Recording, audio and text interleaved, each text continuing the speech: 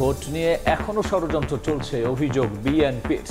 শহীদের রক্তের উপর দাঁড়িয়ে টাকার কুমির হয়েছেন অনেকে। রাজনৈতিকভাবে আওয়ামী লীগ নিশ্চিহ্ন হলেই ফ্যাসিবাদ মুক্ত হবে দেশ। অনেকে আমরা টাকার কুমির হয়েছে, যা অর্জন করছেন তা যারা আপনারা ভক্ষণ করছেন, পান করছেন, শহীদদের রক্ত পান করছেন আপনারা। এই মুক্তি তখনই চূড়ান্ত হবে যখন তাদেরকে আমরা রাজনৈতিকভাবে সম্পূর্ণ নিশ্চিহ্ন করতে পারব। নির্বাচন সামনে রেখে জোটবদ্ধ হচ্ছে ধর্মভিত্তিক দল। অভ্যুত্থানের অর্জন ধরে রাখতে ঐক্যের তাগিদ জামায়াতের, ফের ইসলামপন্থীদের কোণঠাসা করার পায়তারা দেখছে এনসিপি।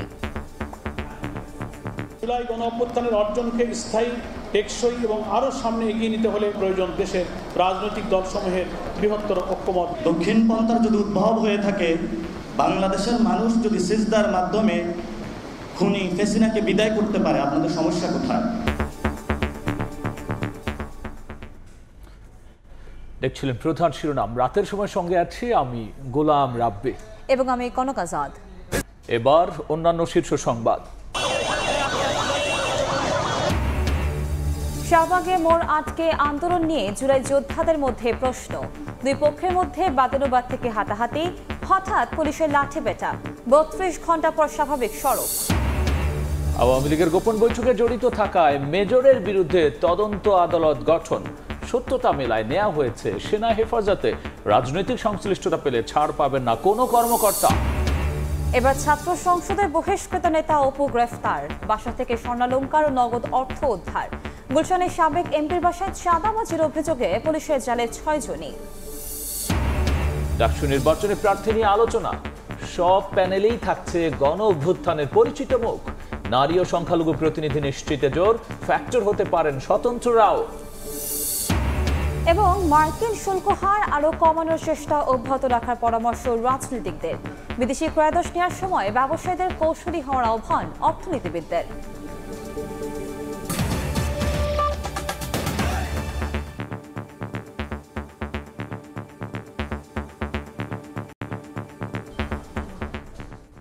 রাজনৈতিকভাবে আওয়ামী লীগকে নিশ্চিহ্ন করতে পারলেই ফ্যাসিবাদ থেকে পরিপূর্ণ মুক্তি মিলবে বলে মন্তব্য করেছেন বিএনপির মহাসচিব মির্জা ফখরুল ইসলাম আলমগীর। বিকেলে জুলাই শহীদদের স্মরণে ঢাকা মহানগর উত্তর বিএনপির সমাবেশে তিনি একথা বলেন। একই বিষয়ে দক্ষিণ বিএনপির সমাবেশে মির্জা আব্বাস বলেন, শহীদদের রক্তের ওপর দাঁড়িয়ে টাকার কুমির হয়েছেন অনেকেই। নির্বাচন নিয়ে এখনো ষড়যন্ত্র চলছে বলেও অভিযোগ করেন তিনি।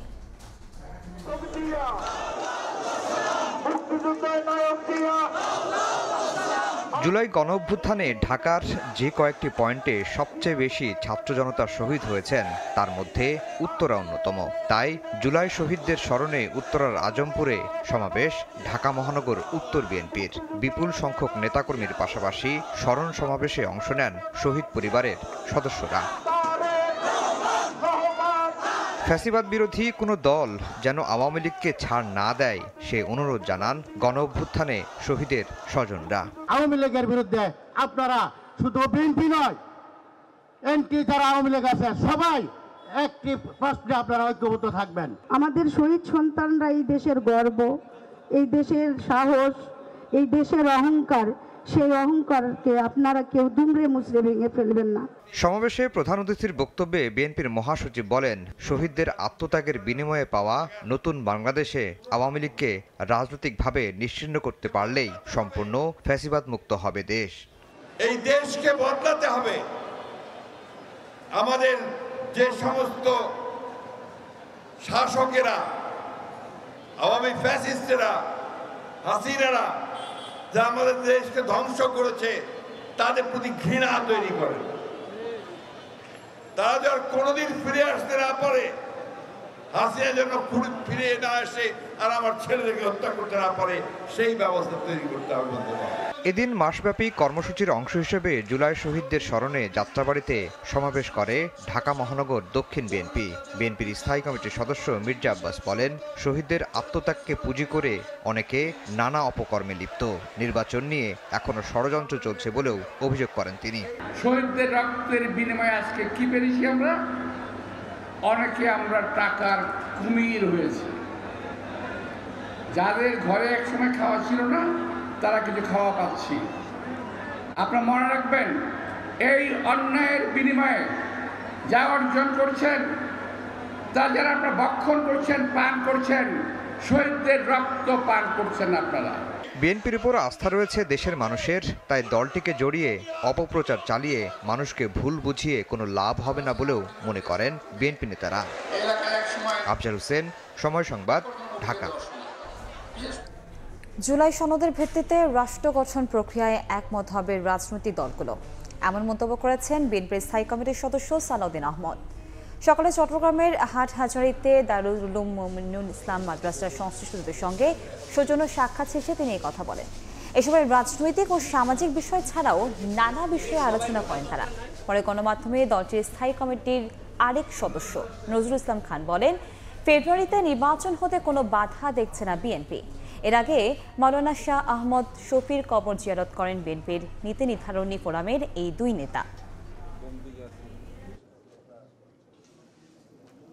আমরা 826টি মোট প্রস্তাবের মধ্যে 51টি বাদে 51 বাদে বাকি সবগুলোতে একমত হয়েছি। 115টি প্রস্তাব আছে, সেখানে আমরা বিভিন্ন মতামত এবং আমাদের ভিন্ন মত সহ ওখানে একমত হয়েছি। সুতরাং আশা করি সবাই ঐক্যমতের ভিত্তিতে এই রাষ্ট্র গঠন প্রক্রিয়ায় একমত থাকবে। ফ্যাসিবাদ বিরোধী জাতীয় ঐক্য আমাদের শক্তি হবে। ফেব্রুয়ারিতে নির্বাচন হওয়ার পথে কোনো বাধা দেখছি না। যেহেতু কোনো বাধা দেখছি না, সেহেতু এটা নাও হতে পারে এরকম দুশ্চিন্তা করার তো কোনো কারণ নাই। আমরা অপেক্ষা করছি যে শিগগিরই সরকার এই ব্যাপারে তাদের বক্তব্য, সুস্পষ্ট বক্তব্য নিয়ে আসবেন এবং নির্বাচন কমিশনকে সেই অনুযায়ী পরামর্শ দেবেন। জুলাই অভ্যুত্থানের অর্জন ধরে রাখতে মৌলিক সংস্কার ও রাজনৈতিক দলগুলোর ঐক্যের তাগিদ দিয়েছেন জামায়াতের সেক্রেটারি জেনারেল। সকালে জাতীয় প্রেস ক্লাবে সেমিনারে বক্তারা জানান, আগামী নির্বাচন সামনে রেখে জোটবদ্ধ হচ্ছে ইসলামী দলগুলো। এ সময় এনসিপি নেতা নাসিরউদ্দিন পাটোয়ারি অভিযোগ করেন, ইসলামপন্থীদের কোণঠাসা করতে আবারও পায়তারা চলছে। শুক্রবার জাতীয় প্রেস ক্লাবে গণঅভ্যুত্থান, প্রত্যাশা, প্রাপ্তি ও করণীয় শীর্ষক সেমিনারের আয়োজন করে বাংলাদেশ জামায়াত ইসলামী। এতে যোগ দেন অন্যান্য রাজনৈতিক দলের নেতারা। এ সময় মোড়ক উন্মোচন করা হয় দ্বিতীয় স্বাধীনতার শহীদ ও আহত যারা বইয়ের ইংরেজি ও আরবি ভার্সন। অনুষ্ঠানে উপস্থিত হয়ে দক্ষিণপন্থী ট্যাগ দিয়ে আবারও ইসলামপন্থীদের কোণঠাসা করার পায়তারা চলছে বলে অভিযোগ করেন এনসিপির মুখ্য সমন্বয়ক নাসিরউদ্দিন পাটোয়ারি। দক্ষিণপন্থার যদি উদ্ভব হয়ে থাকে, বাংলাদেশের মানুষ যদি সিজদার মাধ্যমে খুনি ফেসিনাকে বিদায় করতে পারে, আপনাদের সমস্যা কোথায়? আগামী নির্বাচনে দেশপ্রেমিক ও ইসলামী দলগুলোর জোট হচ্ছে বলে জানান ইসলামী আন্দোলন বাংলাদেশের প্রেসিডিয়াম সদস্য আশরাফ আলী আকন। এই চাঁদাবাজ, দুর্নীতিবাদ, সন্ত্রাসীরা আগামীতে ক্ষমতা আসতে না পারে, এই জন্য আমরা দেশপ্রেমিক ইসলাম এবং ইসলামী দলগুলির মধ্যে একটা অটুট আমরা ঐক্য করার আমরা প্রত্যয় ব্যক্ত করছি। সেমিনারে মূল প্রবন্ধ পাঠকালে জামাতের সেক্রেটারি জেনারেল বলেন, জুলাইয়ের অর্জন টেকসই করতে রাষ্ট্রের মৌলিক সংস্কার ও রাজনৈতিক দলগুলোর ঐক্য জরুরি। আওয়ামী সরকারের মতো ফ্যাসিস্ট শাসনের উদ্ভব যাতে না হতে পারে, সেজন্য প্রথমেই প্রয়োজন মৌলিক রাষ্ট্রীয় সংস্কার। এজন্য প্রয়োজন দেশের রাজনৈতিক দলসমূহের বৃহত্তর ঐক্যমত গড়ে তোলা। সেমিনারে জুলাই অভ্যুত্থানের শহীদদের অর্ধশত পরিবার এবং আহতরা উপস্থিত ছিলেন। শফিক মুন্সি, সময় সংবাদ, ঢাকা। জুলাই অভ্যুত্থানের মধ্য দিয়ে সার্বভৌমত্ব ফিরে পেয়েছে বাংলাদেশ।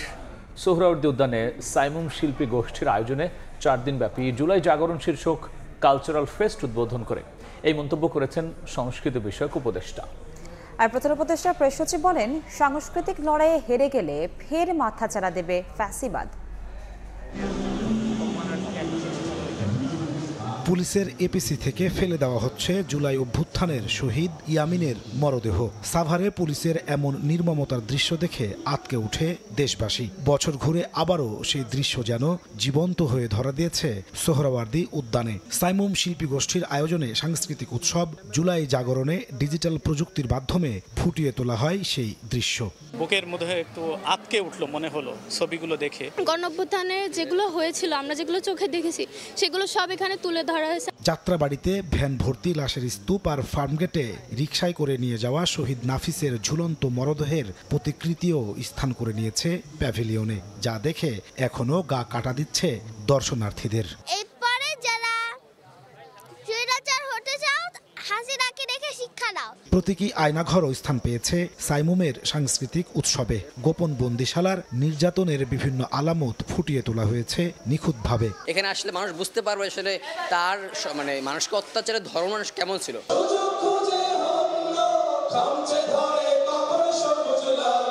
শুক্রবার বিকেলে 4 দিন ব্যাপী এই সাংস্কৃতিক উৎসবের উদ্বোধন করেন সংস্কৃতি বিষয়ক উপদেষ্টা মুস্তফা সরোয়ার ফারুকী ও প্রধান উপদেষ্টার প্রেস সচিব শফিকুল আলম। বলেন, জুলাই অভ্যুত্থানের মাধ্যমে ফিরে এসেছে বাংলাদেশের সার্বভৌমত্ব।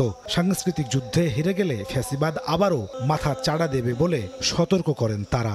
অভ্যুত্থানের মধ্য দিয়ে বাংলাদেশ যেটা অর্জন করেছে সেটা হচ্ছে বাংলাদেশ তার সার্বভৌমত্বকে টেক ব্যাক করেছে, যে সার্বভৌমত্ব তার হাত থেকে চলে গেছে। কালচারাল ওয়ারে যদি আওয়ামী লীগের কাছে হেরে যান ওরা আবার আসবে। ওই মুজিববাদের নামে, আওয়ামী ফ্যাসিজমের নামে যে খুন খারাপি, মানুষকে গুম করা, আয়নাঘর তৈরি করে ফেলা এবং খুনের বৈধতা দেওয়া, এগুলো আবার ফিরবে। সোমবার পর্যন্ত প্রতিদিন সকাল 10টায় শুরু হয়ে সাংস্কৃতিক অনুষ্ঠান চলবে রাত 10টা পর্যন্ত। আয়নাঘর নামক এমন ছোট্ট অন্ধকার কুঠুরিতেই বন্দি করে নির্যাতন করা হতো গুম হওয়া ব্যক্তিদের। সাইমুমের কালচারাল ফেস্টে প্রতীকী আয়নাঘরের অবয়ব ফুটিয়ে তোলা হয়েছে। সংশ্লিষ্টরা বলছেন, এর মধ্য দিয়ে আগতরা জানতে পারবেন কতটা ভয়াবহ, কতটা নির্মম ছিল ফ্যাসিবাদী আমলের শাসন। নাজমুস সালেহী, সময় সংবাদ, ঢাকা। দেশের প্রতিটি মানুষের অধিকার আদায়ে লড়াই করার অঙ্গীকার করেছেন গণসংহতি আন্দোলন প্রধান সমন্বয়কারী জোনায়েদ সাকি। কেন্দ্রীয় শহীদ মিনারে জুলাই গণসমাবেশে তিনি আরও বলেছেন, জনগণের ঐক্য থাকলে ফ্যাসিবাদকে যেভাবে বিতাড়িত করা হয়েছে সেভাবে ফ্যাসিবাদের রাষ্ট্র ব্যবস্থারও পরিবর্তন সম্ভব। বিচার সংস্কার ও নির্বাচনের দাবিতে শুক্রবার জুলাই সমাবেশ করে গণসংহতি আন্দোলন। গণসংহতি আন্দোলন কেমন বাংলাদেশের স্বপ্ন দেখে, কেমন বাংলাদেশ বিনির্মাণে প্রতিজ্ঞাবদ্ধ, তারই কিছু স্লোগান নিয়ে সাজানো হয় কেন্দ্রীয় শহীদ মিনার প্রাঙ্গণ। শুক্রবার দুপুরের পর থেকে বৃষ্টি উপেক্ষা করে সমাবেশে যোগ দেন দেশের বিভিন্ন প্রান্ত থেকে জুলাই আন্দোলনের শহীদ ও আহত পরিবারের সদস্য সহ সামাজিক, সাংস্কৃতিক ও রাজনৈতিক সংগঠনের নেতাকর্মীরা। সমাবেশে নেতারা জানান, বাংলাদেশ যে বহু জাতি ও ধর্মের সেটা এখনো প্রতিষ্ঠিত হয়নি। নতুন বাংলাদেশ বিনির্মাণের সংগ্রামের বিকল্প নেই। জনগণের যে দাবি সেইটা বাস্তবায়ন হয়নি বলে 71 সালে একটা যুদ্ধ লেগেছিল। 24-এ বাংলাদেশের মানুষ যেভাবে জেগে উঠেছে, তাদের যেসব দাবি বাস্তবায়ন হবে না, অন্তর্বর্তী সরকার কিংবা বাংলাদেশের মাথার উপরে যারা বসে আছেন প্রত্যেকে বলে দিতে চাই, 24 শেষ না। 69 পরে মুক্তিযুদ্ধের মতো 24-এর পর আরো অনেক বড় ঢেউ আপনাদের জন্য অপেক্ষা করছে। বাংলাদেশের জনগণ মুক্তির স্বাদ পেয়ে গেছে, তাদেরকে আপনারা আর দমায় রাখতে পারবেন না। ভবিষ্যতের সেই আন্দোলন সংগ্রামে গণসংহতি আন্দোলন নেতৃত্বের কাতারে থাকবে।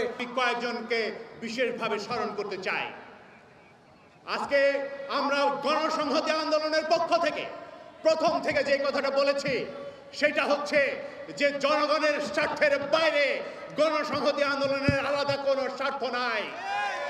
আমরা মৌলানা ভাসানীর দল, আমরা মৌলানার ভাসানীকে ঊর্ধ্বে তুলে ধরে, তার রাজনীতিকে ঊর্ধ্বে তুলে ধরে জনগণের চাবুক রাষ্ট্রের উপরের রাতে সবসময় থাকে, তার লড়াই চালিয়ে যাব।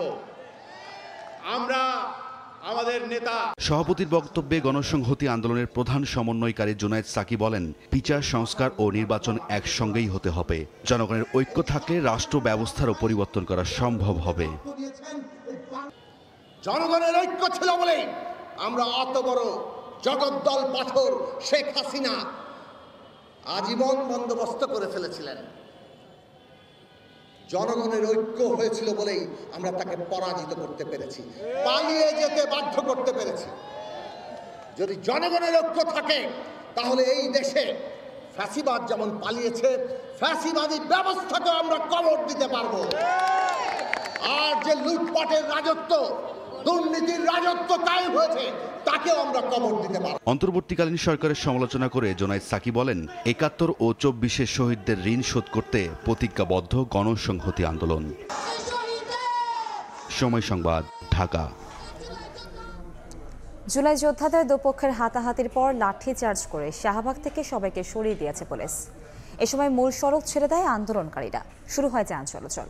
জুলাই যোদ্ধাদের এক পক্ষের অভিযোগ, আন্দোলন বানচালে ষড়যন্ত্র করছে একটি মহল। এদিকে অন্য পক্ষের অভিযোগ, জনভোগান্তির মাধ্যমে আন্দোলন করে ফায়দা লুটতে চায় স্বার্থান্বেষীরা। স্লোগানের মাঝে হঠাৎ হট্টগোল। জুলাই যোদ্ধাদের দুপক্ষের বাদানুবাদ আর হাতাহাতিতে উত্তপ্ত শাহবাগ। টানা দ্বিতীয় দিনের মতো রাজধানীর শাহবাগে জুলাই যোদ্ধাদের অবস্থান কর্মসূচিতে ঘটে এই ঘটনা। পরিস্থিতি নিয়ন্ত্রণে লাঠি চার্জ করে পুলিশ। ভেঙে ফেলা হয় শাহবাগ মোড়ে করা অস্থায়ী মঞ্চ।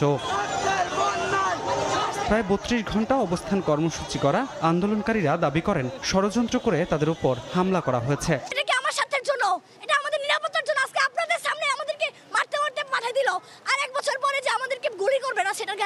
তবে অন্য পক্ষ বলছে শাহবাগ অবরোধ করে নিজেদের স্বার্থ হাসিল করতে ব্যস্ত স্বার্থান্বেষী মহল। তারা জনগণের ভোগান্তি সৃষ্টি করে জুলাই আন্দোলনকে বিতর্কিত করছে।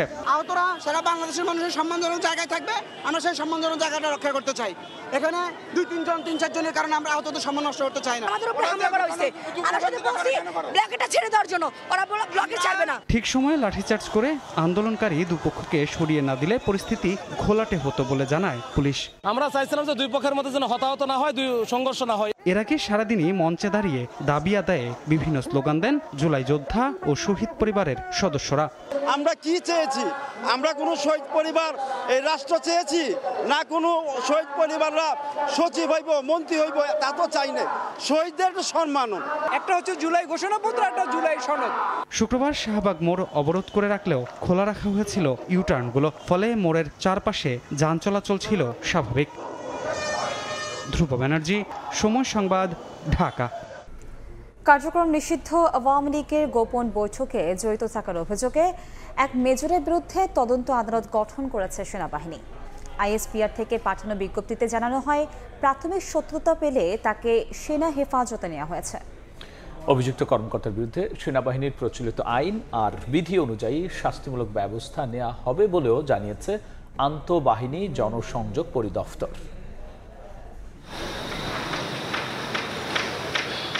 গত ৮ জুলাই রাজধানীর বসুন্ধরা আবাসিক এলাকার একটি কনভেনশন সেন্টারে রাজনৈতিক কর্মকাণ্ড নিষিদ্ধ হওয়া আওয়ামী লীগ ও এর অঙ্গ সংগঠনের নেতাকর্মীরা গোপন বৈঠকে অংশ নেয়। নাশকতার অভিযোগে সেখান থেকে ২২ জনকে আটক করে গোয়েন্দা পুলিশ।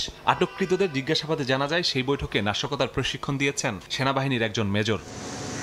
পরে অভিযোগের সত্যতা পেয়ে ১৭ জুলাই রাজধানীর উত্তরা নিজ বাসা থেকে সেই মেজরকে হেফাজতে নেয় সেনাবাহিনী। বৃহস্পতিবার সেনা সদরের ব্রিফিংয়ে বিষয়টি সামনে আসে। আর্মির হেফাজতেই সে আছে। শুক্রবার এক প্রেস বিজ্ঞপ্তিতে আইএসপিআর জানায় সেই সেনা কর্মকর্তার রাজনৈতিক সংশ্লিষ্টতার অভিযোগে গঠন করা হয়েছে তদন্ত আদালত। এরই মধ্যে মিলেছে অভিযোগের প্রাথমিক সত্যতা। পূর্ণ তদন্ত সমাপ্তির পর প্রাপ্ত তথ্য প্রমাণের ভিত্তিতে ওই মেজরের বিরুদ্ধে সেনাবাহিনীর প্রচলিত আইন ও বিধি অনুযায়ী যথাযথ শাস্তিমূলক ব্যবস্থা গ্রহণ করা হবে। তদন্ত চলমান আছে, দোষ প্রমাণিত হলে নিঃসন্দেহে সেনাবাহিনী প্রচলিত নিয়ম অনুযায়ী তার বিরুদ্ধে ব্যবস্থা গ্রহণ করবে। এদিকে এ বৈঠকের পর থেকেই নড়েচড়ে বসেছে পুলিশের বিশেষ শাখা এসবি। নাশকতার আশঙ্কায় রাজধানীতে ১১ দিনের বিশেষ অভিযান শুরু করেছে ডিএমপি। মাসুদুর রহমান, সময় সংবাদ, ঢাকা।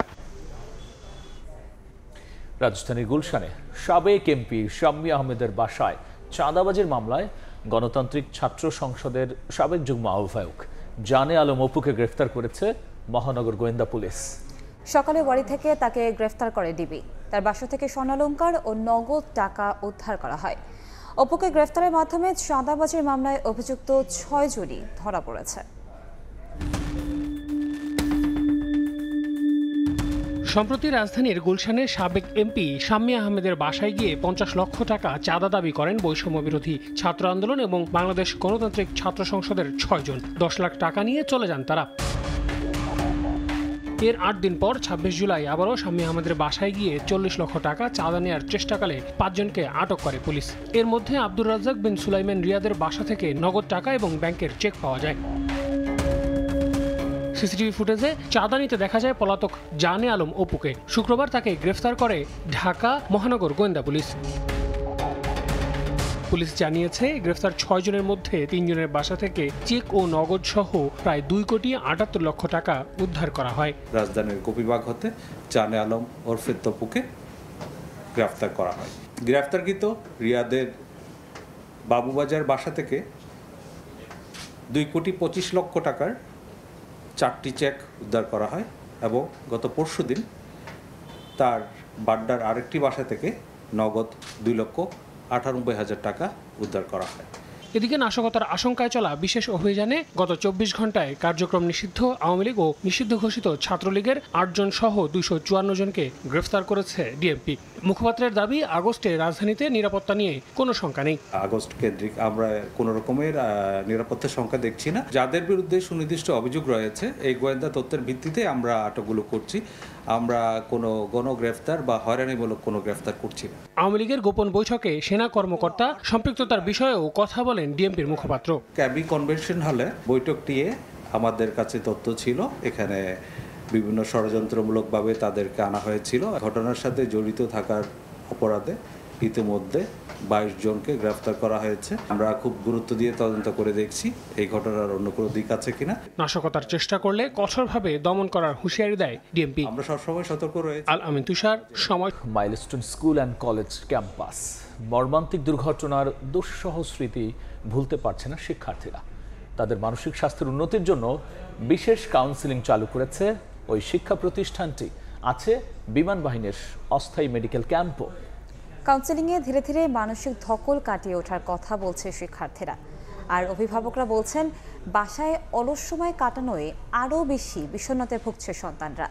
তাই দ্রুত শিক্ষা কার্যক্রম চালুর অনুরোধ তাদের।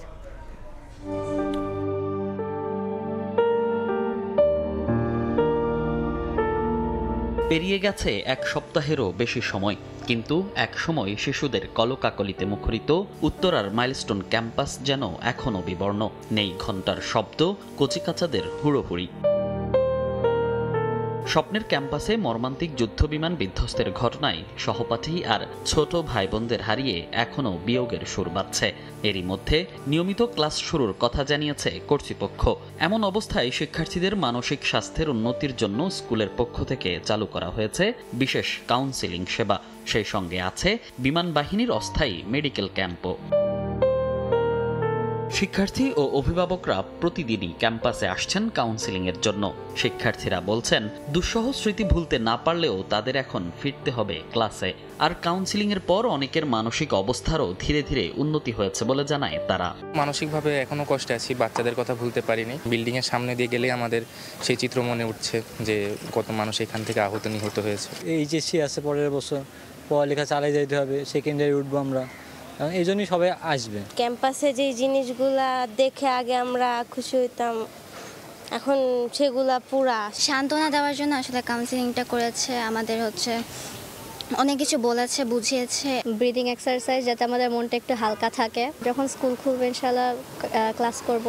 এদিকে মেডিকেল টিমের সঙ্গে সঙ্গে শিক্ষার্থীদের মানসিক শক্তি বাড়াতে কাজ করছেন শিক্ষকরাও। আর অভিভাবকরা বলছেন, বাসায় বসে বসে আরও বেশি মানসিক সমস্যায় ভুগছে তাদের সন্তানরা। তাই দ্রুত ক্লাস কার্যক্রম শুরু করা উচিত।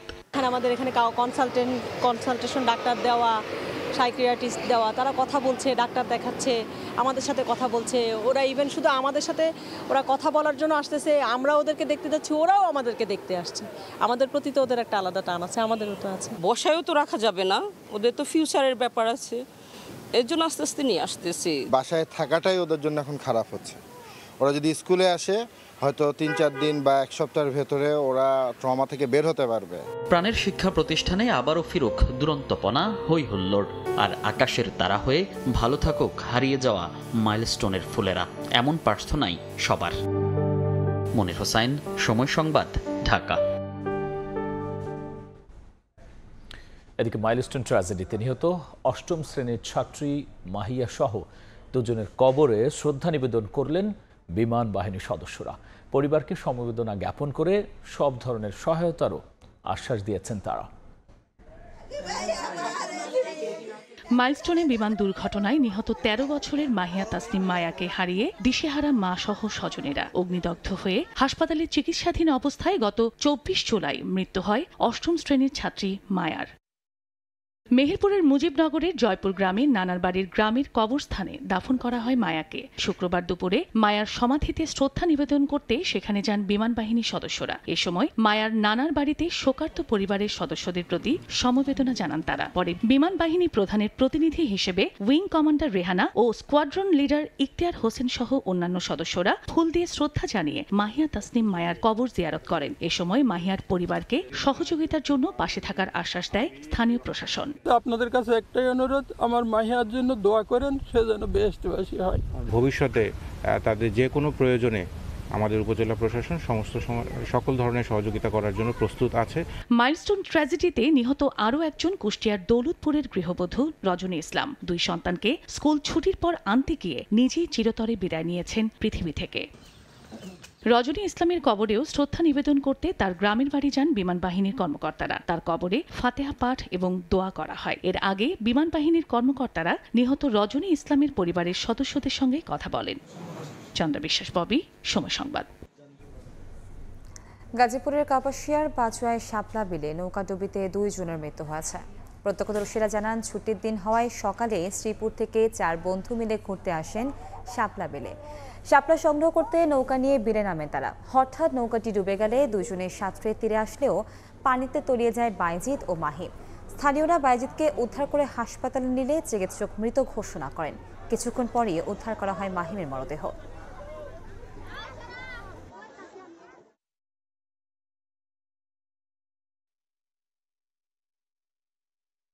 ভাগ কমিয়ে বাংলাদেশি পণ্যের উপর 20% শুল্ক নির্ধারণ করেছে যুক্তরাষ্ট্র। তবে এই হার আরো কমানোর চেষ্টা অব্যাহত রাখতে সরকারের প্রতি আহ্বান জানিয়েছেন রাজনীতিকরা। মার্কিন বর্ধিত শুল্ক কমায় স্বস্তি ফিরেছে ব্যবসায়িক মহলে। ক্রয়াদেশ কেনার সময় দর কষাকষিতে সক্ষমতা বাড়াতে না পারলে এই সুবিধার সুফল মিলবে না বলে সতর্ক করেছে বিকেএমইএ। আর ট্রাম্পের বাণিজ্য নীতির নেতিবাচক প্রভাব মোকাবেলায় কৌশলী হওয়ার পরামর্শ অর্থনীতিবিদদের। 15-র সঙ্গে বাড়তি 37% যোগ করে গেল এপ্রিলে বাংলাদেশি পণ্যে যে শুল্ক বসিয়েছিলেন মার্কিন প্রেসিডেন্ট ট্রাম্প, 3 দফায় আলোচনা শেষে সেই বাড়তি শুল্ক কমিয়ে 20% করেছে ওয়াশিংটন। অর্থাৎ 35% শুল্ক দিয়ে যুক্তরাষ্ট্রে রফতানি হবে বাংলাদেশি পণ্য। স্থানীয় সময় বৃহস্পতিবার হোয়াইট হাউসের ওয়েবসাইটে ট্রাম্পের নির্বাহী আদেশে বাংলাদেশ ছাড়াও কয়েক ডজন দেশের ওপর মার্কিন শুল্কের নতুন হার তুলে ধরা হয়। একে ধারাবাহিক আলোচনার সফলতা হিসেবে উল্লেখ করে সরকার। তবে শুল্ক হার আরও কমানোর চেষ্টা অব্যাহত রাখার পরামর্শ রাজনীতিকদের। এটাকে আরো কিভাবে ইমপ্রুভ করা যায় আগামী দিনে, ওদের নেগোসিয়েশনের মাধ্যমে, আমাদের ক্যাপাসিটি বিল্ডিং এর মাধ্যমে। আর আমাদেরকে তো শুধু যুক্তরাষ্ট্রের উপর নির্ভর করে আমাদের অর্থনীতি বসে থাকতে পারবে না।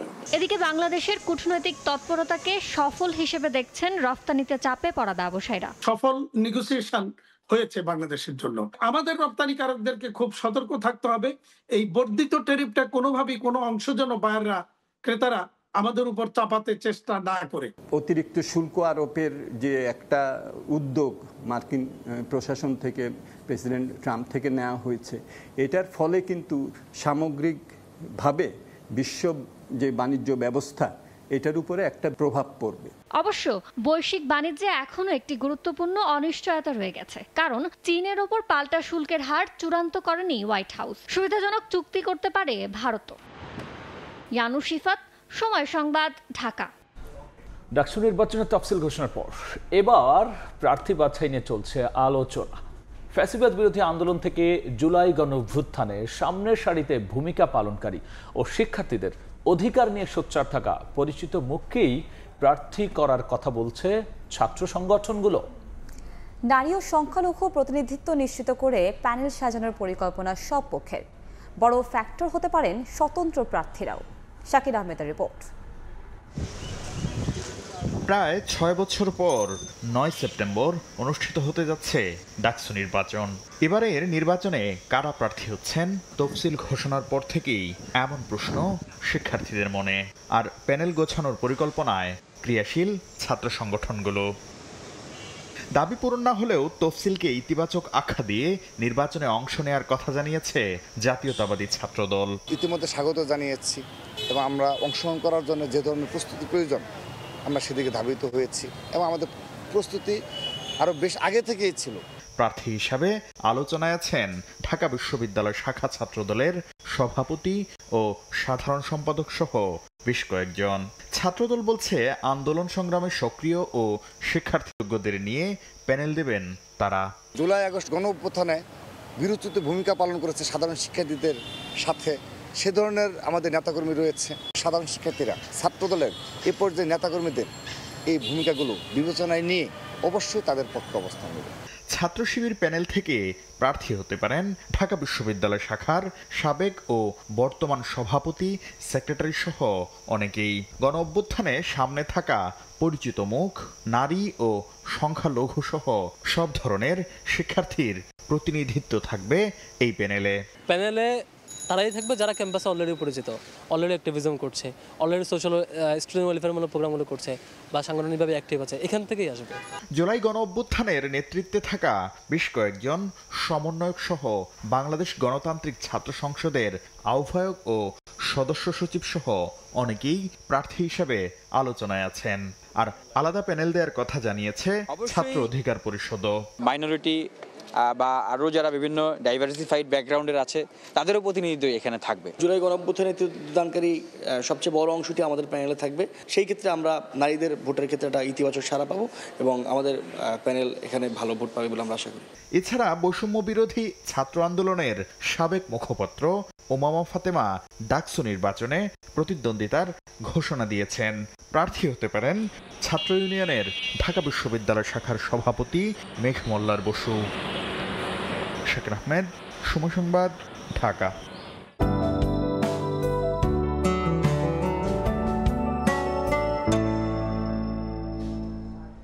এবার দেখে নেব আজকের বাতাসের মান সূচক। বায়ুমান বিষয়ক সংস্থা আইকিউ এয়ার সূচক অনুযায়ী আজকের বাংলাদেশের বাতাসের মান: ঢাকা বিভাগে বায়ুর মান ৭৬, যা সন্তোষজনক, বাতাসের আর্দ্রতা ৭৭%। চট্টগ্রাম বিভাগে বায়ুর মান ৭৪, যেটি সন্তোষজনক, বাতাসের আর্দ্রতা ৯০%। রাজশাহী বিভাগে বায়ুর মান ১০৩, যা সহনীয়, বাতাসের আর্দ্রতা ৮৫। সিলেট বিভাগে বায়ুর মান ৭৩, এটি সন্তোষজনক, বাতাসের আর্দ্রতা ৮৯%। খুলনা বিভাগে বায়ুর মান ৭৫, যা সন্তোষজনক, বাতাসের আর্দ্রতা ৮৪%। বরিশাল বিভাগে বায়ুর মান ৮২, এটি সন্তোষজনক, বাতাসের আর্দ্রতা ৮৪%। রংপুর বিভাগে বায়ুর মান ৮৪, যেটিও সন্তোষজনক, বাতাসের আর্দ্রতা ৮২%। ময়মনসিংহ বিভাগে বায়ুর মান ৮০, এটিও সন্তোষজনক, বাতাসের আর্দ্রতা ৮৪%। সারা দেশে বায়ুর মান সবচেয়ে ভালো সিলেটে ৭৩, সারা দেশে বায়ুর মান সবচেয়ে খারাপ রাজশাহীতে ১০৩। শ্রদ্ধা আর ভালোবাসায় এক বীরকে চিরবিদায় জানালো নিউ ইয়র্ক। বন্দুকধারীর হামলায় নিহত বাংলাদেশি বংশোদ্ভূত পুলিশ কর্মকর্তা দিদারুল ইসলামের জানাজা ও দাফন সম্পন্ন হয়েছে। বৃহস্পতিবার ব্রঙ্কসের পার্কচেস্টারে জানাজায় অংশ নেন প্রায় ২০,০০০ মানুষ। এছাড়াও এদিনের আনুষ্ঠানিকতায় অংশ নেন নিউ ইয়র্কের governor, city mayor, police commissioner, আইন প্রণেতা সহ বিশিষ্ট ব্যক্তিরা। নিউ ইয়র্ক পুলিশ বিভাগ দিদারুল ইসলামকে মরণোত্তর প্রথম শ্রেণীর ডিটেকটিভ হিসেবে পদোন্নতি দিয়েছে।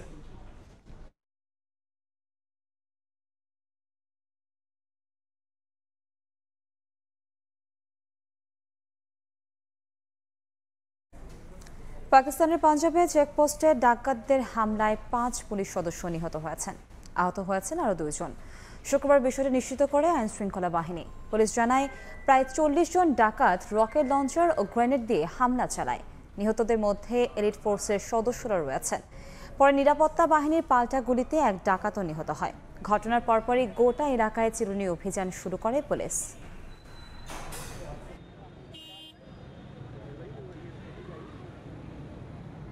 সময় জানাবো খেলার খবর। ১৯ ফুটবলার নিয়ে শুরু হলো অনূর্ধ্ব ২৩ এশিয়ান কাপ বাছাইয়ের ক্যাম্প।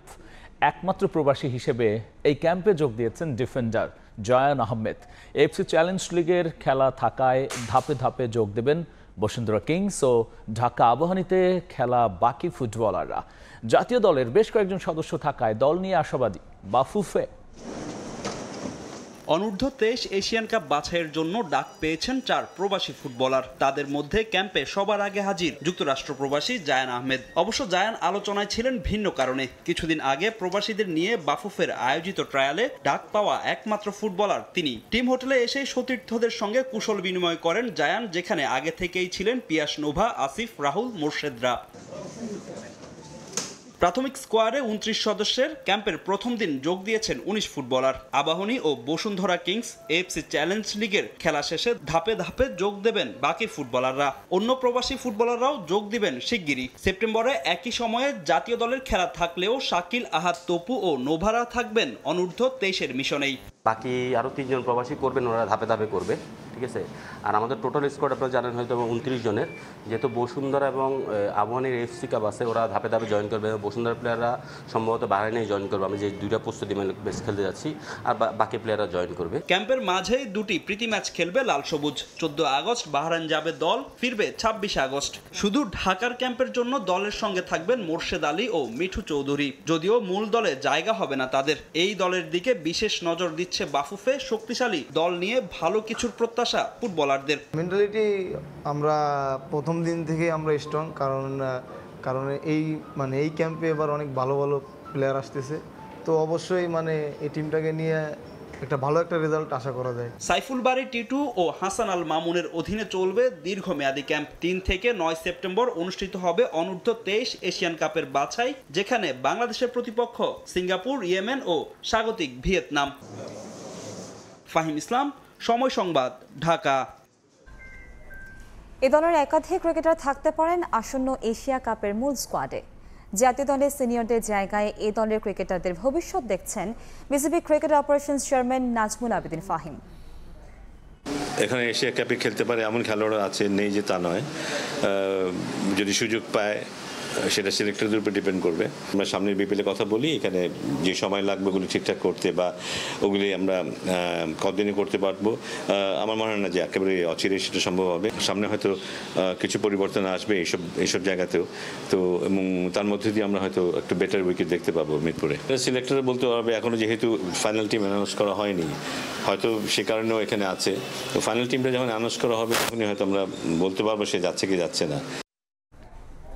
এ পর্যায়ে শীর্ষ সংবাদ জানিয়ে দিচ্ছি আরও একবার। ভোট নিয়ে এখনো ষড়যন্ত্র চলছে, অভিযোগ বিএনপির। শহীদের রক্তের উপর দাঁড়িয়ে টাকার কুমির হয়েছেন অনেকে। রাজনৈতিকভাবে আওয়ামী লীগ চিহ্নিত হলে ফ্যাসিবাদ মুক্ত হবে দেশ। নির্বাচন সামনে রেখে জোটবদ্ধ হচ্ছে ধর্মভিত্তিক দল। অভ্যুত্থানের অর্জন ধরে রাখতে ঐক্যের তাগিদ জামায়াতের। ফের ইসলামপন্থীদের কোণঠাসা করার পায়তারা দেখছে এনসিপি।